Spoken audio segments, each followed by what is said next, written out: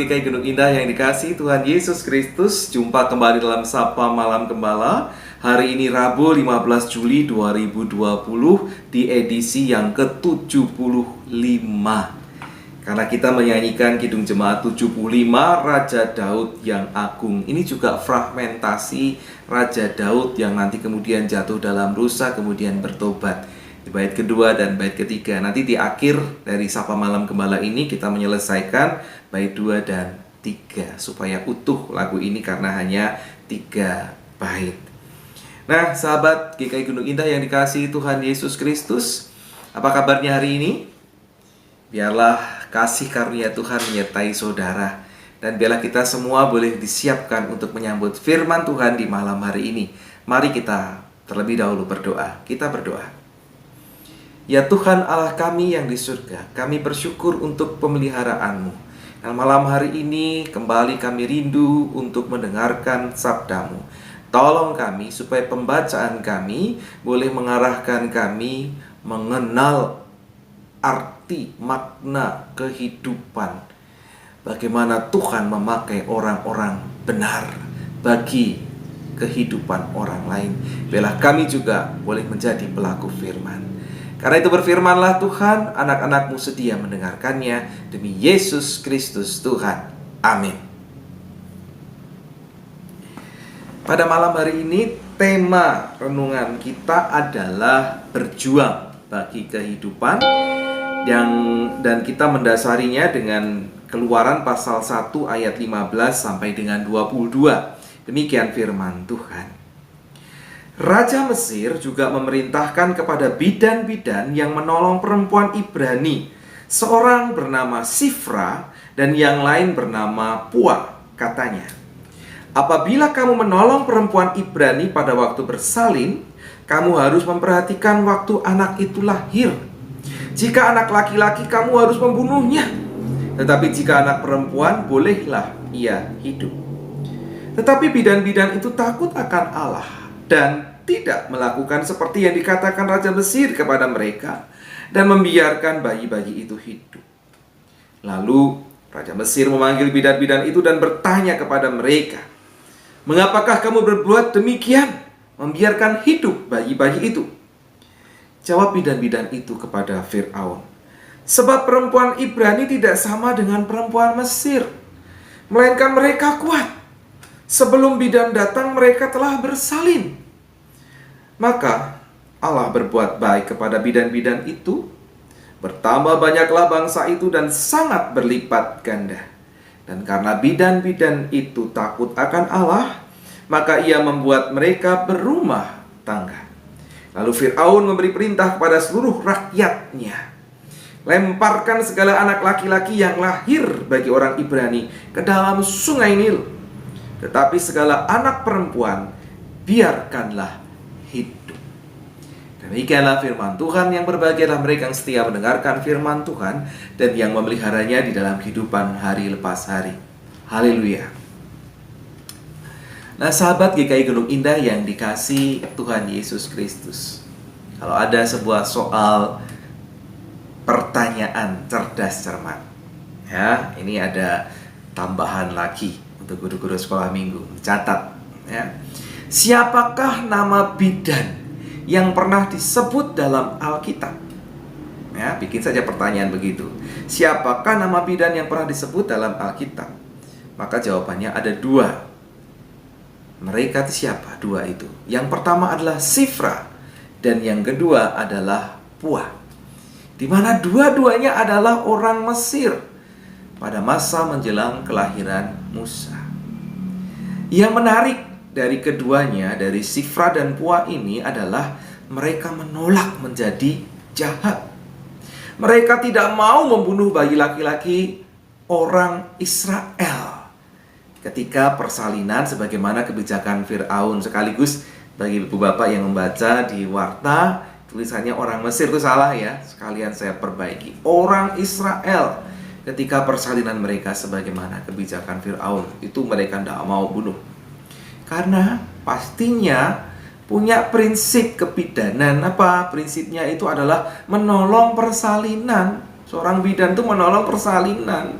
membantu kehidupan, hidupnya sebuah kehidupan. Bukan sebaliknya, bukan malah membunuhnya.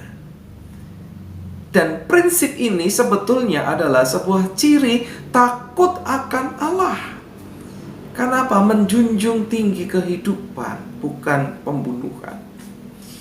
Karena itu kemudian dikatakan bahwa Allah membuat bidan-bidan ini justru berumah tangga. Apa sih istimewanya pernyataan membuat mereka berumah tangga? Kan sudah biasa. Sebetulnya artinya adalah Tuhan tuh justru melindungi mereka dari hukuman Firaun yang bisa saja marah. Kan sudah sempat disidik toh. Kenapa begini? Tetapi ternyata Tuhan melindungi mereka. Tuhan malah memberikan mereka kesempatan hidup sebagai perempuan yang diberkati. Pada waktu itu, orang diberkati adalah orang yang menikah, memiliki rumah tangga, memiliki anak. Ini perempuan yang diberkati.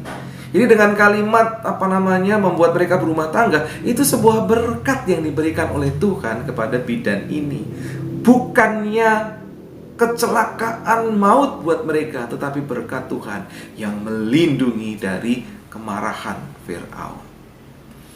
Dan inilah perlindungan, inilah berkat Allah bagi orang-orang yang sudah berjuang bagi kehidupan, siapapun, termasuk Sifra dan Puah dalam tokoh yang kita baca. Sehingga sahabat GKI Gunung Indah yang dikasihi Tuhan Yesus Kristus, kalaupun kemudian keadaan, situasi memaksa saudara untuk membuat pilihan, ya, apa patokannya ketika kita memilih? Perjuangkanlah pilihan yang memberikan kehidupan. Ya, kalau itu memberikan kematian, pembunuhan, kalau itu menjauhkan dari Tuhan, tinggalkan, jangan lakukan. Tapi pilihlah mereka yang keputusan membawa kepada kehidupan, membawa kepada Tuhan. Ya, di atas semua itu ingatlah, pilihlah kehidupan yang berkenan dan diperkenan oleh Tuhan, oleh Allah. Maka damai sejahtera akan melingkupi ibu bapak saudara. Lakukanlah, Tuhan Yesus memberkati. Amin. Mari kita berdoa. Ya Tuhan Allah kami yang di surga, kehidupan selalu diperhadapkan kepada pilihan. Tapi mampukanlah kami untuk memilih kehidupan, untuk memilih yang berkenan di hadirat Tuhan, sehingga Tuhan menolong, Tuhan memberkati. Mampukan kami melakukannya di dalam Tuhan Yesus Kristus. Amin. Mari kita akhiri Sapa Malam Gembala. Kita menyanyikan bait yang kedua dan ketiga dari Kidung Jemaat 75. Barangkali nanti akan terhenti sebentar, tetapi itu untuk melanjutkan di bait yang terakhir.